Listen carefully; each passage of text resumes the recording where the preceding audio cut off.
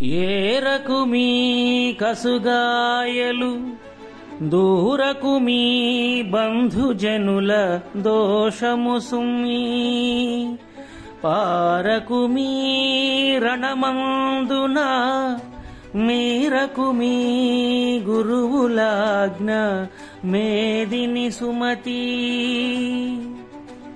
ఏరకుమి అనగా కోయవద్దు, కసుగాయలు అనగా తయారవని కాయలు, దూరకుమి అనగా జోక్యము చేసుకోవద్దు, దోషము అనగా తప్పులు, పారకుమి అనగా పారిపోవద్దు, రణము అనగా యుద్ధము, మీరకుమి అనగా జవదాటవద్దు, మేదిని అనగా భూమిపైన.